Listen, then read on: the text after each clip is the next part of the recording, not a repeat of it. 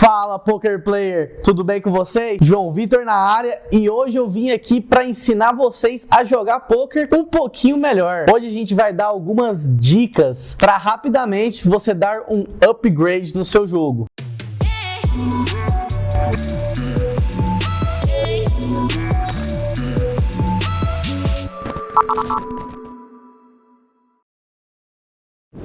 Se você está aqui, eu acredito que você já saiba as regras do poker. Se você não sabe ainda, clica nesse vídeo aqui para você estar vendo e aprendendo com a gente como jogar poker. Hoje a gente vai tratar para melhorar o seu jogo. Primeira dica que a gente tem para vocês é para você não jogar todas as mãos. É um erro muito comum dos iniciantes acharem que tem que jogar todas as mãos e esperar acertar alguma coisa. Mas o segredo que eu vou te contar aqui agora, presta muita atenção, é que existem mãos mais fortes do que outras e você precisa priorizar estar jogando essas mãos mais fortes. Por exemplo, a carta mais forte no poker é o Ás, então mãos com Ás ganham muita força e mãos com Ás que estão naipadas ganham muito mais força do que as que não estão naipadas se a outra carta é do mesmo valor. Por que isso acaba acontecendo? Porque as mãos com Ás naipadas, diferentemente das mãos com Ás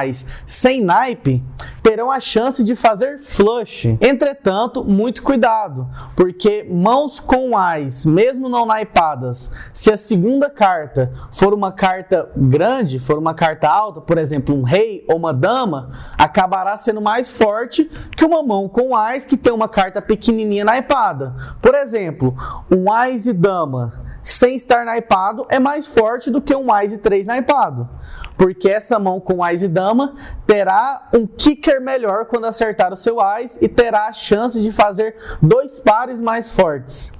Existem várias categorias de mãos. As mãos podem ser divididas em grupos de força. A gente vai deixar uma tabelinha aqui para vocês com esse grupo de força, para você já estar usando como colinha aí para poder estar melhorando seu jogo. Mas, por exemplo, mãos muito fortes como Ás e Rei, Ás, Ás, Rei, Rei, Dama, Dama, são mãos do grupo 1. Já mãos um pouquinho menos fortes, como Vala, Vala, 10, 10, Ás, Valete, Ás e Dama, estarão no grupo 2 e assim por diante. E diante dessa colinha você já vai conseguir dar um upgrade bem legal no seu jogo, só de você estar jogando somente essas mãos de grupo 1 e 2 e de vez em quando algumas de grupo 3. E quando você melhora o seu pré-flop, ou seja, aquela primeira rodada que você tem antes de virar o bordo, você vai facilitar muito as suas decisões no flop e nas outras streets. E vamos para a dica número 2.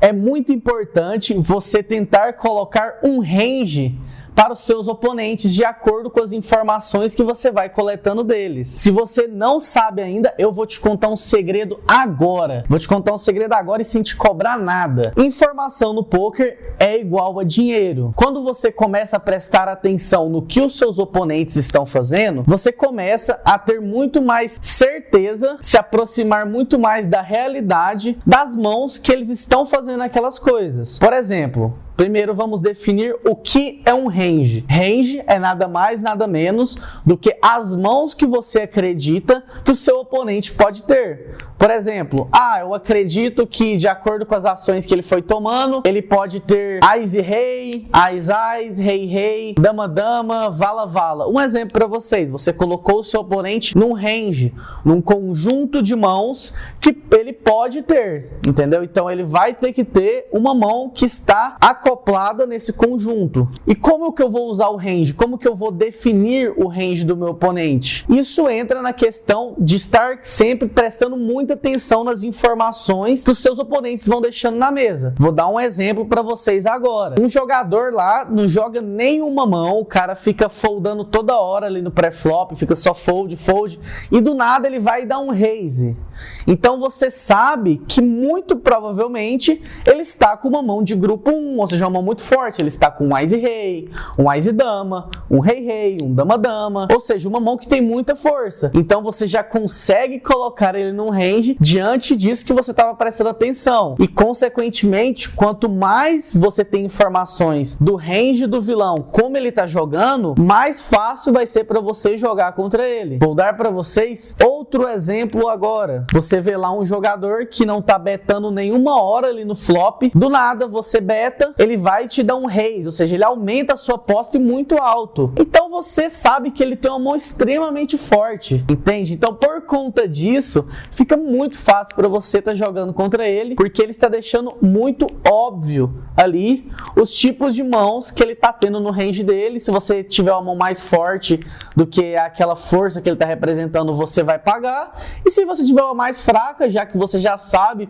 que ele tem uma mão extremamente forte dando raise, você simplesmente folda e deixa ele ali com cara de tacho, achando que ia levar mais algumas fichas suas. Vamos agora para a terceira dica. A terceira dica tem muito a ver com a dica que a gente acabou de falar, com a segunda dica, mas ela é um pouco mais específica. A dica é a seguinte: não tenha medo de foldar as suas mãos, não tenha vergonha de foldar as suas mãos. Como assim vergonha, João Vitor? Como assim medo? Por que eu teria medo ou vergonha de foldar uma mão? Eu vou explicar para você agora, gafanhoto. Você pode ter uma mão muito forte, mas que contra um vilão, um adversário, porque vilão a gente chama aqui no poker é a mesma coisa que o seu adversário, o seu oponente. Só que contra um vilão específico, ela não vai ser tão forte. Vou exemplificar para vocês agora. Você tá lá no flop, naquele mesmo exemplo que a gente tava falando, você vai e beta, e você tem uma mão que normalmente seria muito forte contra qualquer outro oponente, mas aquele oponente que você tá jogando na mesa com ele há várias horas seguidas e você não viu o cara dar um bet, dar um raise, vai te dar um raise gigante, tipo em all-in, alguma coisa assim. Dá um raise muito alto, um raise muito caro. Você sabe,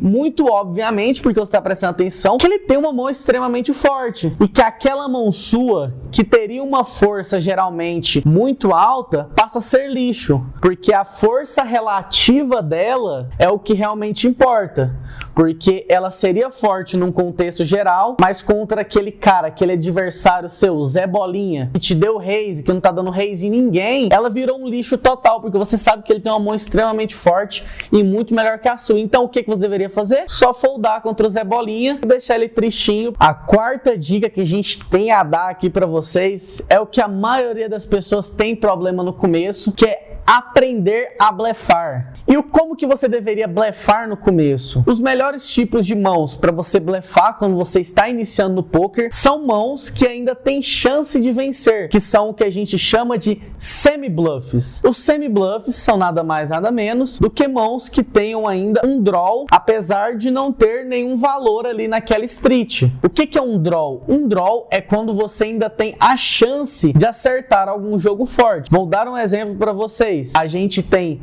Dama 10 de copas no board, Rei 4, 6 com 2 de copas.